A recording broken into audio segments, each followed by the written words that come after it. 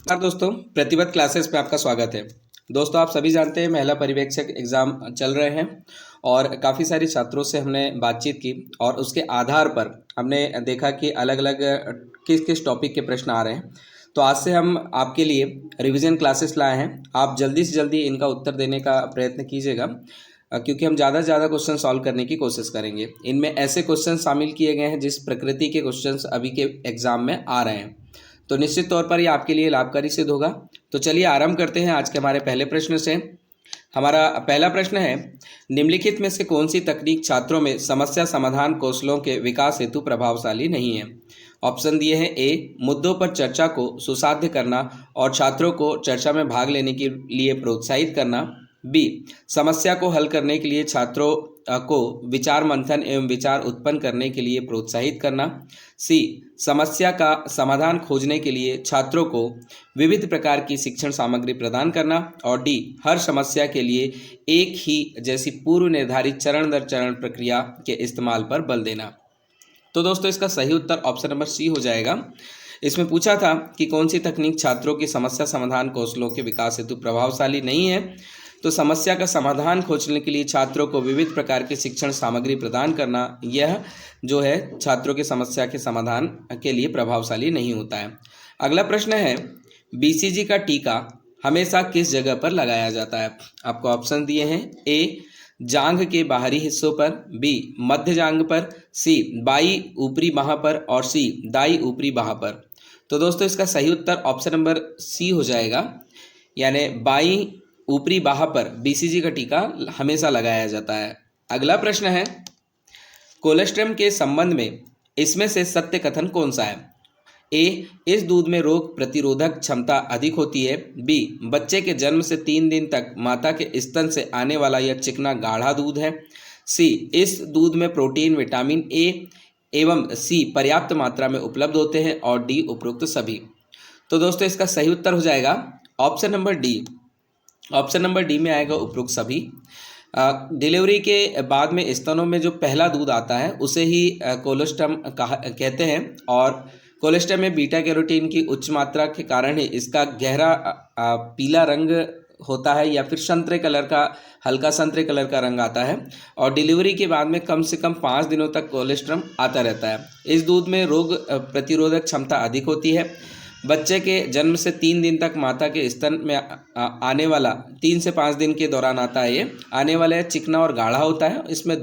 इस दूध में प्रोटीन विटामिन ए और सी पर्याप्त मात्रा में मिल जाते हैं। अगला प्रश्न है, किसी संगठन में आमतौर पर सबसे कम उपयोग किया जाने वाला संचार चैनल है। तो आपको बताना है जो सबसे कम उपयोग किया जाता है। ए ऊर्ध्वगामी, बी अधोमुखी, सी क्षैतिज और डी विकर्ण। तो दोस्तों, इसका जो सही उत्तर होगा, सही उत्तर हो जाएगा ऑप्शन नंबर सी, यानी क्षैतिज। किसी भी संगठन में आमतौर पर सबसे कम उपयोग क्षैतिज चैनल किया जाता है।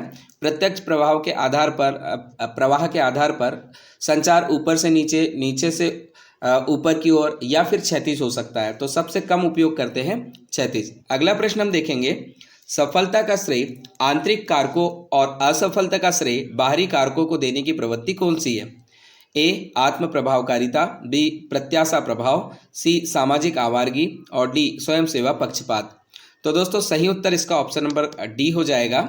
सफलता का श्रेय अगर स्वयं को दे रहे हैं और असफल हो जाते हैं तो वह श्रेय बाहरी कारकों को दे रहे हैं। अगर ये प्रवृत्ति है तो वह स्वयं सेवा पक्षपात की प्रवृत्ति है।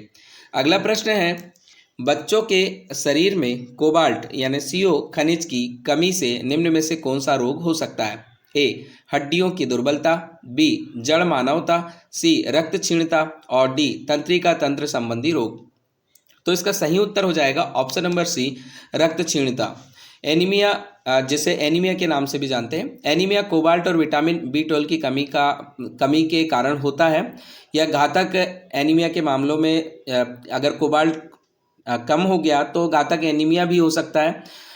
इसके लक्षणों में शरीर में शून्यता, गंभीर थकान आती है, हाथ पैर में झुंझुनी इत्यादि होने लगती है। तो कोबाल्ट जो है वो खनिज की कमी से रक्त क्षीणता या फिर एनीमिया जैसा रोग होता है। अगला प्रश्न देखेंगे, दर्शन शास्त्र का जनक किसे कहा जाता है। ऑप्शन ए है स्टेनले हॉल, बी सुकरात, सी जेम्स और डी है वाटसन। तो दोस्तों, इसका सही उत्तर ऑप्शन नंबर बी हो जाएगा। दर्शन शास्त्र का जनक, अगर पश्चिमी देशों के परिप्रेक्ष्य में हम बात करेंगे तो सुकरात को दर्शन शास्त्र का जनक माना जाता है। अगर भारत के संदर्भ में दर्शन शास्त्र थोड़ा सा अलग होता है और इस विषय में अगर हम सोचेंगे तो भारत में शंकराचार्य को दर्शन शास्त्र का जनक माना जाता है। अगला प्रश्न देखते हैं, एक्सेल वर्कबुक संग्रह है, तो एक्सेल वर्कबुक किसका संग्रह है बताना है। ए चार्ट का, बी वर्ड बुक का, सी वर्कशीट का और डी इन सभी का। तो दोस्तों इसका सही उत्तर हो जाएगा ऑप्शन नंबर सी, वर्कशीट का संग्रह जो होता है वो एक्सेल वर्कबुक होता है। ठीक है, तो आप यहाँ पे ध्यान रखेंगे, एक्सेल में जैसे ही आप ओपन करते हैं तो अलग अलग वर्कशीट आपको उसमें दिखाई देती हैं और इन्हीं का संग्रह एक्सेल कहलाता है। अगला प्रश्न देखते हैं, निम्नलिखित में से कौन सा समूह कार्य का सिद्धांत नहीं है। ऑप्शन ए प्रगतिशील कार्यक्रम अनुभव, बी विशिष्ट उद्देश्य, सी समूह प्रयोग नियोजन और डी सतत मूल्यांकन। इसमें कार्य समूह का सिद्धांत नहीं है ये बताना है। इसका सही उत्तर ऑप्शन नंबर सी हो जाएगा। समूह प्रयोग नियोजन जो है वो कार्य समूह का समूह कार्य का सिद्धांत नहीं है। तो समूह कार्य यानी सामाजिक समूह कार्य होता है, जब एक साथ सब लोग मिलकर कार्य करते हैं वो होता है। और इस सिद्धांत के अनुसार सामूहिक व्यवहार को समझने में सहायता मिलती है। जहाँ तक समूह व्यवहार का एक विशिष्ट प्रकार होता है जो आवश्यकताओं की पूर्ति के लिए मुख्यतः स्वरूपात्मक साधन के रूप में कार्य करता है।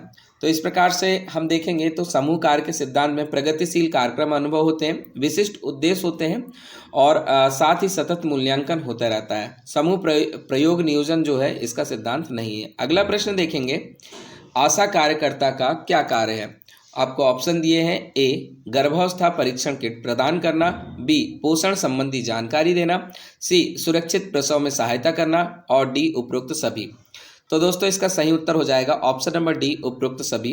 यहाँ आशा से तात्पर्य है एक्रीडेट सोशल हेल्थ एक्टिविस्ट और इसका जो कार्य होता है स्थानीय स्वास्थ्य केंद्र के माध्यम से जो गरीब महिलाएं होती हैं या वंचित महिलाएं होती हैं उनकी स्वास्थ्य संबंधी सेवाएं उनको प्रदान करना। और आशा का इंट्रोड्यूस हुआ था राष्ट्रीय ग्रामीण स्वास्थ्य मिशन के आरंभ होने से और इनके आने के बाद में ग्रामीण क्षेत्रों में काफ़ी ज़्यादा स्वास्थ्य सुधार देखा गया तथा यह जो आशा कार्यकर्ता आई थी एनआरएचएम के माध्यम से और एनआरएचएम का आरंभ हुआ था 2005 में। अगला प्रश्न हम देख लेते हैं, वह विकल्प चुनिए जो उन संदर्भों का सही चुनाव करता है जिसमें बच्चों के लिए अधिगम हो पाता है। पहला है खेलकूद, दूसरा घर, तीसरा कक्षा कक्ष। तो आपको बताना है जिसमें बच्चों के लिए अधिगम हो पाता है। ऑप्शन ए है पहला और दूसरा, बी है दूसरा तीसरा, सी है पहला दूसरा और तीसरा और डी है तीसरा। तो दोस्तों इसका सही उत्तर हो जाएगा ऑप्शन नंबर ए खेलकूद और घर, ये दोनों सही विकल्प होंगे जिसमें बच्चों के लिए अधिगम हो पाता है। अगला प्रश्न हम देखेंगे, संचार के लिए विभिन्न परिभाषाएं क्यों हैं।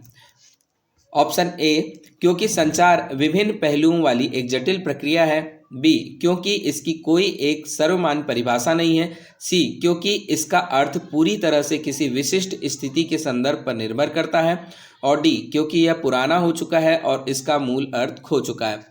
तो दोस्तों इसका सही उत्तर ऑप्शन नंबर ए हो जाएगा क्योंकि संचार के लिए विभिन्न परिभाषाएं हैं, क्योंकि संचार विभिन्न पहलुओं वाली एक जटिल प्रक्रिया के रूप में कार्य करता है। अगला प्रश्न देखेंगे, पारंपरिक दृष्टिकोण प्रबंधक और नेता के बीच किस प्रकार अंतर करता है। तो पारंपरिक दृष्टिकोण प्रबंधक और नेता के बीच में किस तरह का अंतर प्रकट करता है बताना है।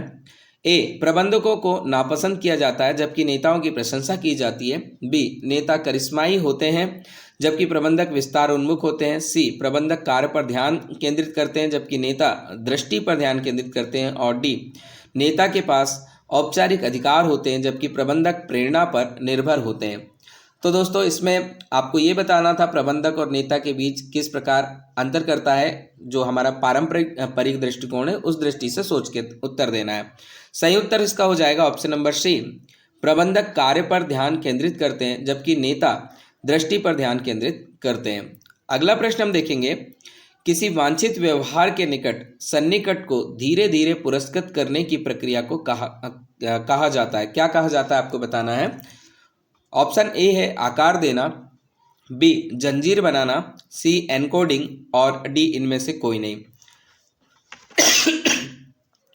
क्षमा चाहेंगे दोस्तों।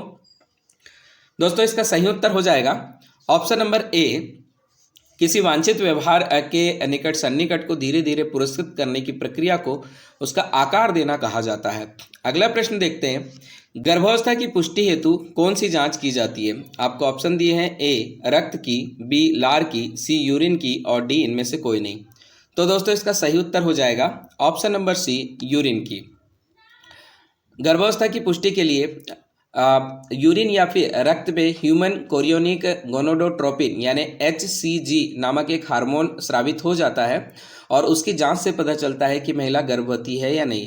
इसके अलावा अन्य तरीके भी होते हैं जैसे कि अल्ट्रासाउंड वगैरह, इससे भी गर्भावस्था की पुष्टि हो जाती है। अगला प्रश्न है, निम्नलिखित में से कौन सा एक विकल्प सूक्ष्म गत्यात्मक कौशल का उदाहरण है? ए लिखना, बी कूदना, सी दौड़ना, डी तैरना। तो दोस्तों सही उत्तर ऑप्शन नंबर ए हो जाएगा, लिखना। लिखना जो है सूक्ष्म गत्यात्मक कौशल का उदाहरण है। सूक्ष्म गत्यात्मक कौशल छोटे मांसपेशी समूह का इस्तेमाल करके सूक्ष्म कार्य करने की क्षमता को कहा जाता है। इसमें छोटे छोटे कार्य जैसे हाथ, कलाइयाँ, पैरों की उंगली, पैर, होठ, जीभ, ये सारे जो है गतिविधियां करते हैं, ये सारी गतिविधियां इसमें शामिल होती हैं। तो यहाँ पे लिखना जो है ये सूक्ष्म गत्यात्मक कौशल का एक उदाहरण हो जाता है। अगला प्रश्न है, स्प्रेडशीट में इंटरसेक्टिंग कॉलम और रो का अक्षर और अंक होता है। Option a cell location, b cell position, c cell address, d cell content. तो दोस्तों इसका सही उत्तर ऑप्शन नंबर सी हो जाएगा। स्प्रेडशीट में इंटरसेक्टिंग कॉलम का रो का अक्षर और अंक जो होता है उसे हम सेल एड्रेस के नाम से बुलाते हैं। अगला प्रश्न है, समाजशास्त्र के जनक कौन कहे जाते हैं? ऑप्शन ए है काम्टे, बी दुर्खीम, सी स्पेंसर और डी कूली। तो दोस्तों इसका सही उत्तर ऑप्शन नंबर ए हो जाएगा। समाजशास्त्र के जो जनक है वो अगस्ट काम्टे कहे जाते हैं। ये एक फ्रांसीसी दार्शनिक और लेखक तथा गणितज्ञ थे। अगला प्रश्न देखेंगे, MS एक्सेस एक प्रोग्राम है। आपको ऑप्शन दिए हैं, ए डाटाबेस प्रोग्राम, बी प्रेजेंटेशन, सी वर्ड और डी स्प्रेडशीट। तो दोस्तों सही उत्तर ऑप्शन नंबर ए हो जाएगा। MS एक्सेस जो है एक डाटाबेस प्रोग्राम है। इसके अलावा प्रेजेंटेशन के लिए हम पावर पॉइंट का यूज़ करते हैं, वर्ड में किसी प्रकार के डॉक्यूमेंटेशन बनाने के लिए यूज़ करते हैं, स्प्रेडशीट में भी डाटा संग्रह का काम किया जाता है जो एक्सेल के साथ वर्क करता है।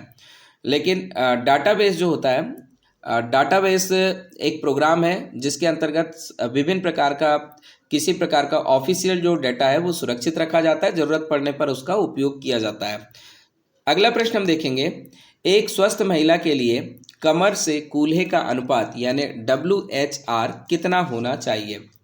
ऑप्शन ए है 0.85 से कम, बी है 0.85 से अधिक, सी 0.95 से कम और डी है 0.95 से अधिक।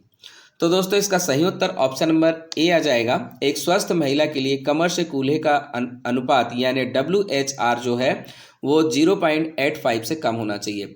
विश्व स्वास्थ्य संगठन के मुताबिक यह जो है 0.85 से कम यह आंकड़ा दिया गया है। इसके अलावा पुरुषों के लिए भी एक अनुपात उन्होंने दिया है कि ये 0.90 या उससे कम पुरुषों का कमर से कूल्हे का अनुपात होना चाहिए। अगला प्रश्न है, कक्षा नियमन में विद्यार्थी की सहकारिता हेतु क्या करना चाहिए? ए स्वयं ही कठोर और अटल नियमों का निर्धारण, बी विद्यार्थियों के दुर्व्यवहार के बारे में अभिभावकों से बार बार शिकायत, सी मापदंडों का पालन न करने पर विद्यार्थियों की भर्त्सना और डी मापदंडों और नियमों को स्थापित करते समय विद्यार्थियों की सहभागिता। तो दोस्तों सही उत्तर ऑप्शन नंबर डी हो जाएगा। कक्षा नियमन में विद्यार्थी की सहकारिता हेतु मापदंडों और नियमों को स्थापित करते समय विद्यार्थियों की सहभागिता होनी चाहिए। अगला प्रश्न देखते हैं, MS वर्ड डॉक्यूमेंट में अक्षरों के नीचे लाल लहर यानी रेड वेवी अंडरलाइन जो है का निशान दिखता है वो क्या है? ए स्पेलिंग की त्रुटि, बी ग्रामर त्रुटि, सी एड्रेस ब्लॉक और डी प्रिंटिंग की त्रुटि। तो दोस्तों इसका सही उत्तर ऑप्शन नंबर ए हो जाएगा। अगर MS वर्ड में हम कोई अक्षर टाइप करते हैं, स्पेलिंग में त्रुटि हो जाती है तो उसके नीचे एक लाल सी लाइन बन जाती है और यह दिखाता है कि इसमें किसी प्रकार की त्रुटियाँ है। कभी कभी आपको नीले कलर की भी लाइन दिखती है, तो ये उसकी ग्रामर की त्रुटि होती है, यानी व्याकरण उसमें गलत हो गई है।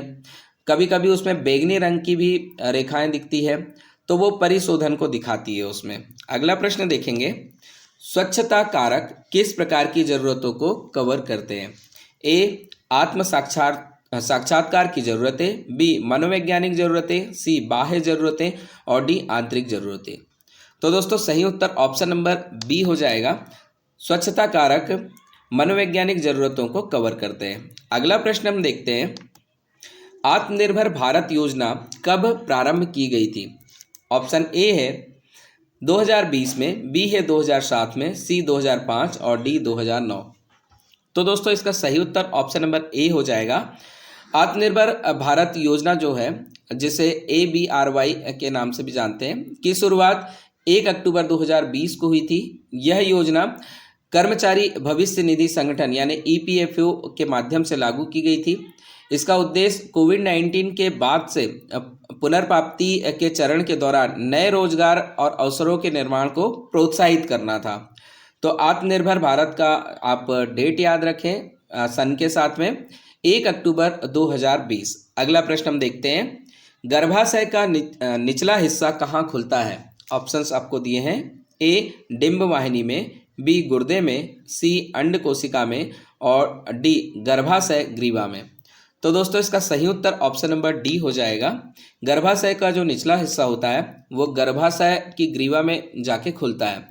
यह महिला प्रजनन प्रणाली का एक अंग है। गर्भाशय ग्रीवा के जरिए ही मासिक धर्म के दौरान रक्त बाहर निकलता है और बच्चे का जन्म होता है। अगला प्रश्न हम देखते हैं, बच्चों के संदर्भ में विकास के अंतर्गत आते हैं। आपको ऑप्शन दिए हैं, ए, केवल गुणात्मक परिवर्तन, बी, केवल मात्रात्मक परिवर्तन, सी, गुणात्मक एवं मात्रात्मक परिवर्तन दोनों ही तरह के परिवर्तन, और डी, ना ही गुणात्मक और ना ही मात्रात्मक परिवर्तन।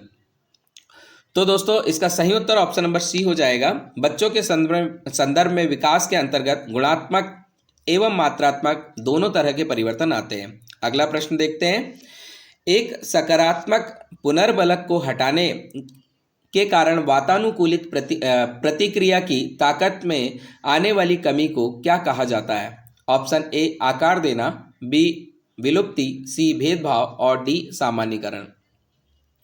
तो दोस्तों यहाँ पे सही उत्तर हो जाएगा ऑप्शन नंबर बी, उसे हम विलुप्ति कहते हैं। सकारात्मक पुनर्बलन का मतलब होता है किसी वांछित व्यवहार के बाद सुखद उत्तेजना देना। इससे व्यक्ति को प्रोत्साहन मिलता है और वह वही व्यवहार दोहराने की संभावना रखता है। सकारात्मक पुनर्बलन को सुदृढ़ीकरण भी कहा जाता है। तो सुदृढ़ीकरण के निर्माण में पुनर्बलक को हटाने के कारण वातानुकूलित प्रतिक्रिया की ताकत में आने वाली कमी को हम विलुप्ति के नाम से जानते हैं। अगला प्रश्न हम देख लेते हैं, माइक्रोसॉफ्ट ऑफिस का निजी सूचना प्रबंधक है। Option a, Outlook, b, Internet Explorer, c, organizer और डी, एक्सेस। तो दोस्तों सही उत्तर ऑप्शन नंबर ए हो जाएगा। माइक्रोसॉफ्ट ऑफिस का निजी सूचना प्रबंधक आउटलुक कहलाता है।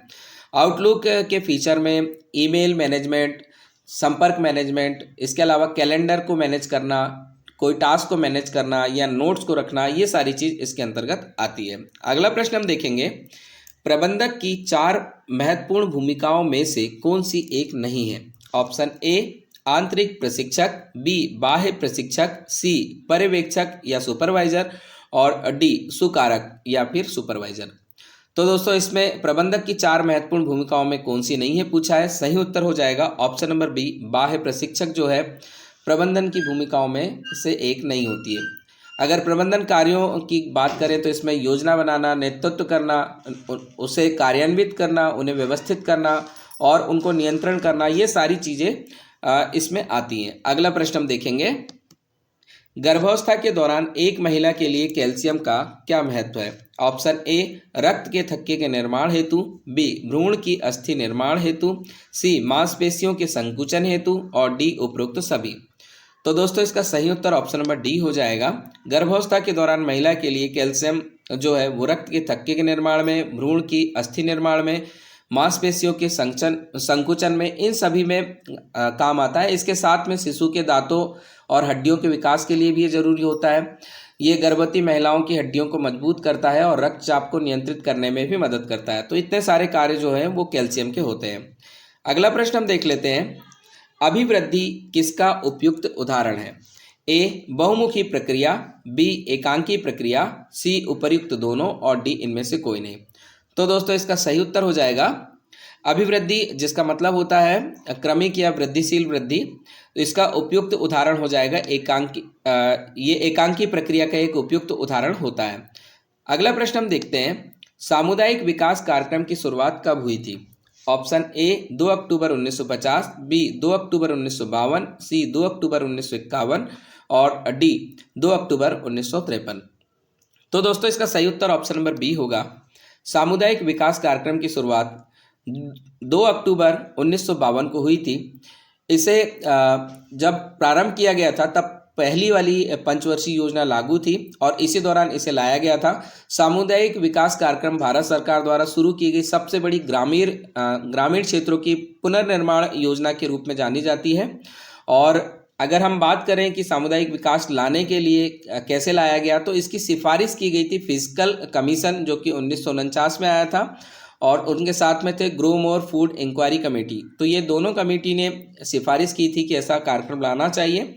तब 2 अक्टूबर 1952 को सामुदायिक विकास कार्यक्रम लागू किया गया। अगला प्रश्न देखते हैं, कैरोटीन पाया जाता है? ऑप्शन ए मांस में, बी नींबू में, सी दूध में और डी गाजर में। तो दोस्तों इसका सही उत्तर ऑप्शन नंबर डी हो जाएगा। कैरोटीन जो होता है वो गाजर में पाया जाता है। इसके अलावा जो पीले, नारंगी और हरे पत्तेदार फल होते हैं, सब्जियां होती है, इन सब में भी ये पाया जाता है। अगला प्रश्न हम देख लेते हैं, फाइल में चार्ट बनाने के लिए प्रयोग किया जाता है?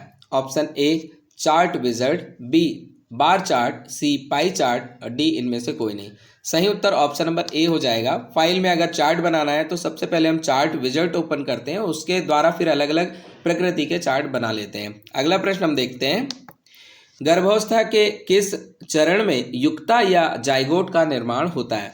ए बीजावस्था, बी भ्रूणावस्था, सी गर्भस्थ शिशु अवस्था और डी इनमें से कोई नहीं।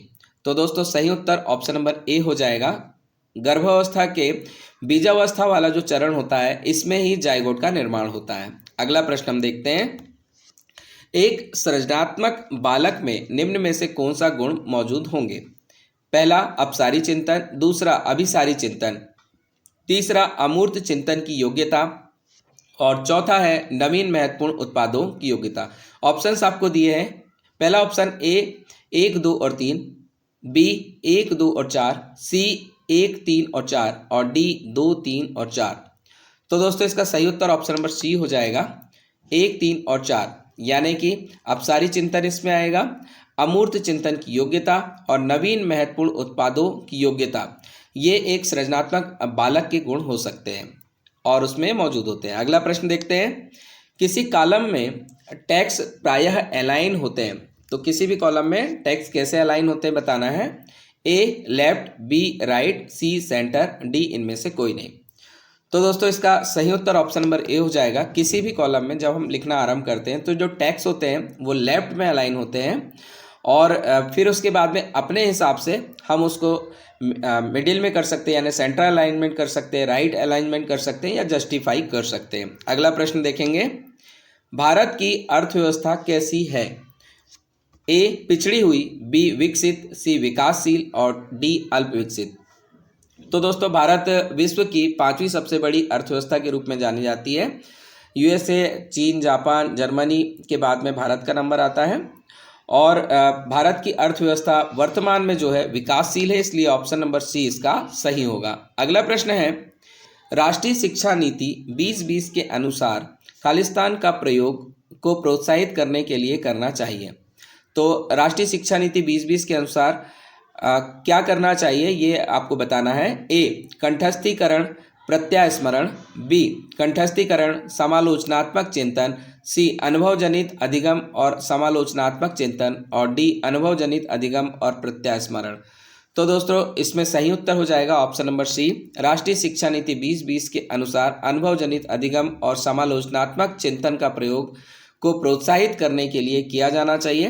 राष्ट्रीय शिक्षा नीति की अगर बात करें तो राष्ट्रीय शिक्षा नीति, जिसे NEP 2020 के नाम से भी हम जानते हैं, शिक्षा को समावेशी, प्रभावी और गुणवत्तापूर्ण बनाने के उद्देश्य से लाई गई है। इसमें जो शिक्षा का पूरा स्ट्रक्चर चेंज हो गया है, इसमें 5+3+3+4 ये संरचना लागू की गई है और स्कूली शिक्षा को इसमें 4 चरणों में बांट दिया गया है। अगला प्रश्न हम देखेंगे, गर्भावस्था के दौरान किस एक शारीरिक क्रिया से बचाव करना चाहिए? ऑप्शन ए स्नान एवं पूजा पाठ, बी हल्का व्यायाम, सी शारीरिक संबंध और डी असंतुलित भोजन।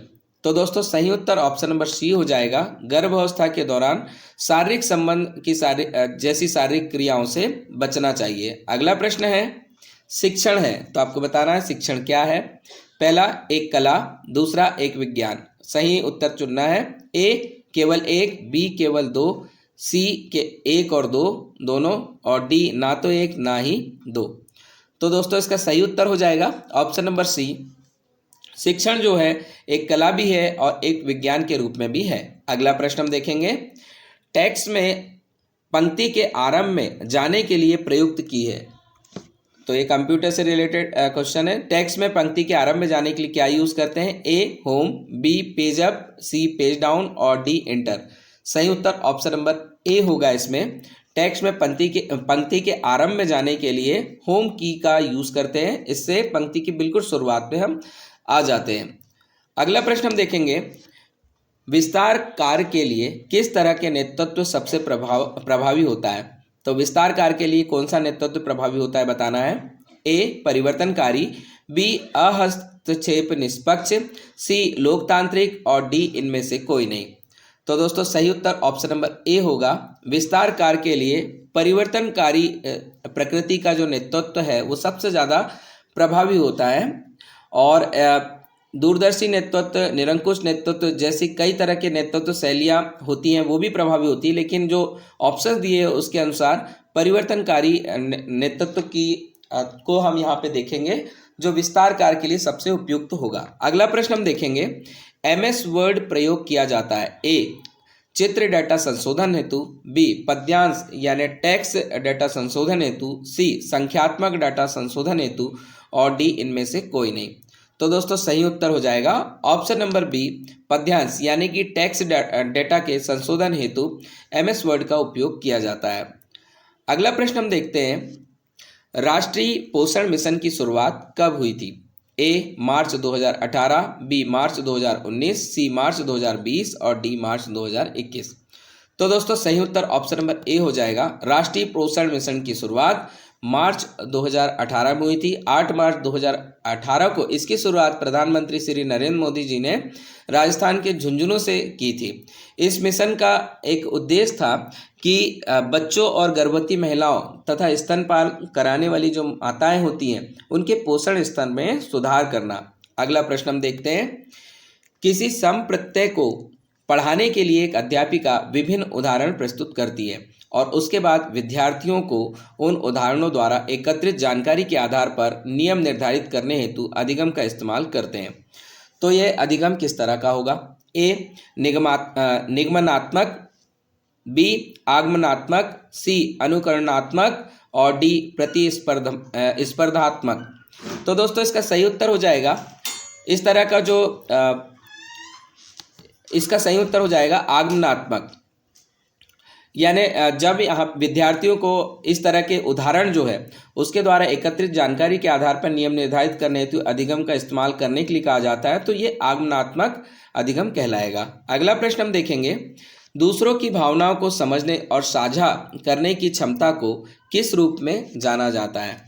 ए आत्मनियमन, बी प्रेरणा, सी सहानुभूति और डी आत्म जागरूकता। तो इसमें बोला है दूसरों की भावना को समझने और उसे साझा करने की क्षमता। सही उत्तर सहानुभूति होगा, तो उसे सहानुभूति कहा जाता है। अगला प्रश्न है, इनमें से कौन MS ऑफिस पैकेज प्रोग्राम नहीं है? आपको ऑप्शंस दिए हैं, A MS Word, B MS Excel, C MS Access और डी वर्डपैड। तो दोस्तों सही उत्तर हो जाएगा इसका option number D WordPad. WordPad MS Office का पैकेज प्रोग्राम नहीं है। वर्ड पैड जो है वो विंडोज़ का वर्ड प्रोसेसिंग प्रोग्राम होता है। इसके अलावा MS Word, MS Access, MS Excel, ये तीनों जो है ये माइक्रोसॉफ्ट ऑफिस के प्रमुख प्रोग्राम में काउंट होते हैं। इसके अतिरिक्त एक और प्रोग्राम आता है MS पावर पॉइंट, वो भी इसी में शामिल होता है। अगला प्रश्न है, कौन सी नेतृत्व शैली स्पष्ट लक्ष्य निर्धारण करने और प्रतिक्रिया प्रदान करने पर केंद्रित होती है? ए लेन देन संबंधी, बी अहस्तक्षेप, सी डेमोक्रेटिक और डी सत्तावादी। तो इसमें नेतृत्व शैली के बारे में बताना है जो स्पष्ट लक्ष्य निर्धारण करने और प्रतिक्रिया प्रदान करने पर केंद्रित होगी। तो सही उत्तर ऑप्शन नंबर ए हो जाएगा, लेन देन संबंधी नेतृत्व शैली। इसके अतिरिक्त रणनीतिक नेतृत्व शैली, ये दोनों तरह की जो शैली होती है ये स्पष्ट लक्ष्य निर्धारण करने की प्रतिक्रिया देने पर केंद्रित होती है। इस शैली में नेता अपने दीर्घकालिक लक्ष्य को तय करते हैं और संगठन के मिशन के साथ अपनी टीम के प्रयासों को करते रहते हैं। यह शैली उन संगठनों के लिए जरूरी होती है जो सतत विकास और सफलता प्राप्त करना चाहते हैं। तो इसका सही उत्तर होगा लेन देन संबंधी नेतृत्व की शैली। अगला प्रश्न है, अचेतन मन के ऊपर किस मनोवैज्ञानिक ने बल दिया है? ए फ्रायड, बी वाइगोत्स्की, सी कोहलर और डी कोहलबर्ग। तो दोस्तों इसका सही उत्तर ऑप्शन नंबर ए हो जाएगा, फ्रायड। फ्रायड का मानना था कि अचेतन मन में परेशान करने वाला या दर्दनाक विचार, यादें, भावना, ये सारी चीज़ होती है। और फ्रायड के अनुसार मस्तिष्क का सिर्फ 10% हिस्सा को ही चेतन माना गया और बाकी 90% को उन्होंने अचेतन बोल दिया। जब हम सोते हैं या फिर नींद में रहते हैं तो उस दौरान हम हमारे अचेतन मन तक पहुंच जाते हैं, ऐसा फ्रायड का कहना था। इसके अतिरिक्त फ्रायड ने मन को भी 3 भागों में बांट दिया था। इसके तहत इदम, अहंकार और सुपर ईगो जैसी धारणा भी फ्रायड के द्वारा ही दी हुई है। इसे भी आप अलग से ध्यान रखेंगे। तो दोस्तों ये हमारा आज का अंतिम अभ्यास प्रश्न था। इसी तरह के रिवीजन वाले प्रश्नों के साथ में हम आपके लिए और भी क्लासेस लाते रहेंगे। इसमें कुछ ऐसे छात्रों से जानकारी एकत्र की गई है जिन्होंने एग्ज़ाम दे चुके हैं। तो आप लगातार बने रहें ताकि हम इसी प्रकृति के आपको प्रश्न देते रहें। धन्यवाद। जय हिंद।